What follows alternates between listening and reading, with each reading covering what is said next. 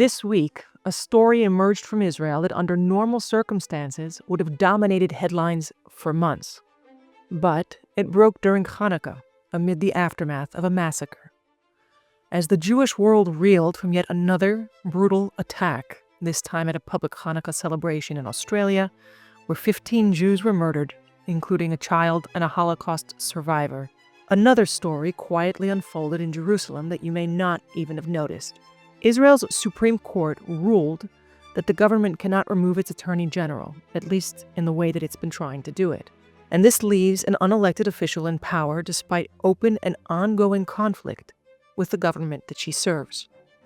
Now, what happened in Australia and what happened in Jerusalem are very different stories, but one has bearing on the other. See, Israel's internal strength and the safety of Jews worldwide are inseparable. Today, I'll explain what this ruling means and why it matters far beyond Israel's borders.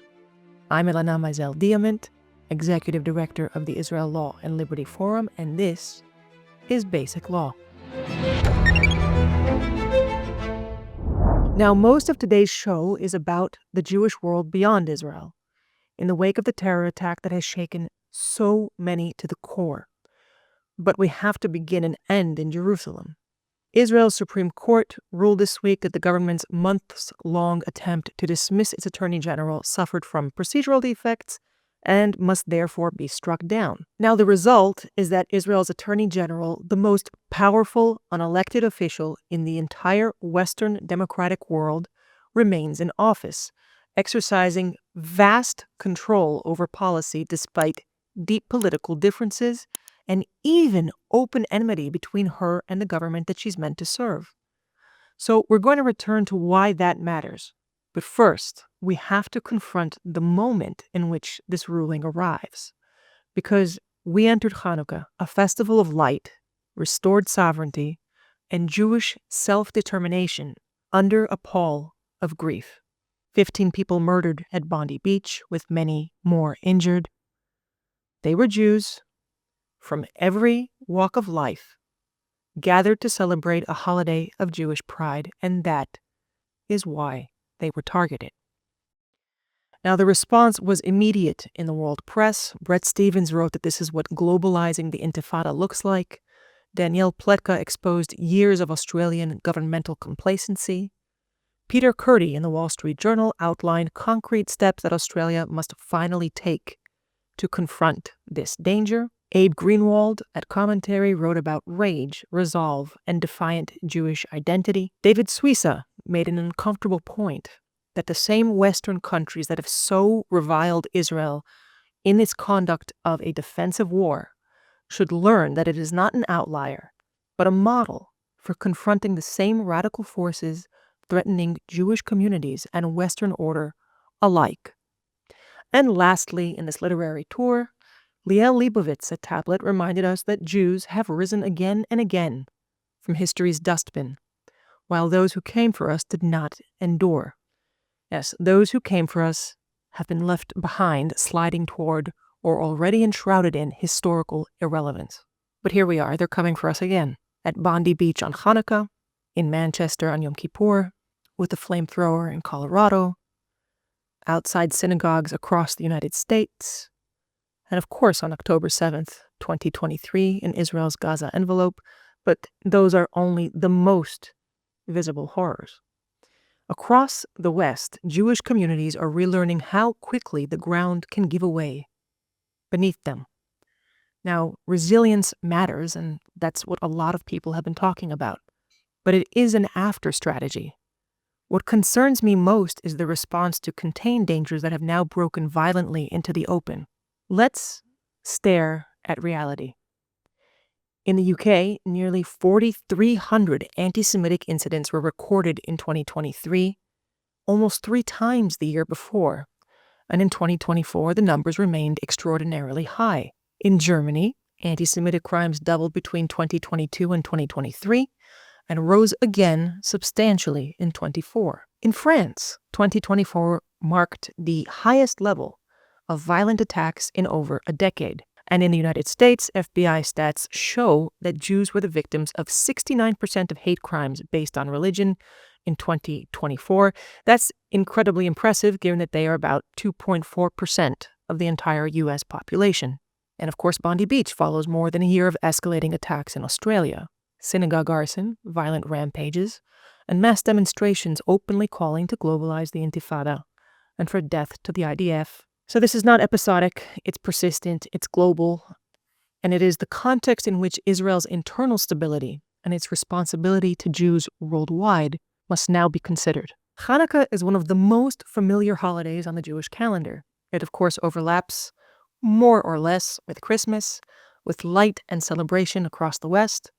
In Israel, it's short winter days and the rush home to light candles together. So, just so you know, if you're here and you're still working full days during Hanukkah, Israelis will think of you as a fryer. That's a sucker, not the person frying the latkes. But Hanukkah itself is not actually a cozy story, right? It was a struggle over sovereignty, legal, cultural, political. The holiday celebrates the defeat of the Seleucid Empire and the reassertion of Jewish rule in Judea, and the rededication of our temple. But it was also a war against internal collaborators who had embraced assimilation. Now, the miracle of oil recounted in the Talmud matters, of course, but lingering there misses the warning of the aftermath of the story. The Hashmonaim, the Hasmoneans, restored Jewish sovereignty, but over time, internal conflict returns. Authority is contested, law is disputed, factions harden. When Rome arrives around a century later, it inherits a fractured polity. So Hanukkah celebrates Jewish sovereignty and identity and bravery, but the full story warns how easily infighting leaves us vulnerable again. Now, Israel understands itself as the homeland of the Jewish people, not only for those who live here, but for Jews everywhere. And for us, it's not rhetoric, it's operational reality. From Entebbe to Operations Moses and Solomon to the rescues of Jews from Iraq and Morocco and the Soviet Union and Syria, Israel has acted when Jews were in danger. And today, Israeli intelligence works globally to share information needed to disrupt terror networks threatening both Jewish communities and allied states. They had done so previously in Australia, by the way, and reports do suggest that Israel will now assist in determining whether state actors were involved in the Bondi Beach attack. Now, the point is that Israel knows how to detect physical danger. It knows very often how to respond to it. But we also have another task in the face of steep challenges both for us and for our brothers and sisters abroad. In a world of sustained pressure on Jewish life, Israel must project stability, legitimacy, confidence. It must take its role seriously as a Jewish homeland, and that does go beyond the albeit incredible, heroic, extraordinary work that it does in the realm of physical security. And that is where the Attorney General ruling becomes another piece of an existential puzzle and not simply a technical ruling. Now, some will say that this case is solely about procedure. I disagree, but we'll expand on that in future episodes. For now, let me suggest that at its core, this case is about power and politics and culture. You see, over decades, the court transformed the Attorney General into a singular authority: legal advisor, prosecutor, de facto regulator, and a veto holder over elected government.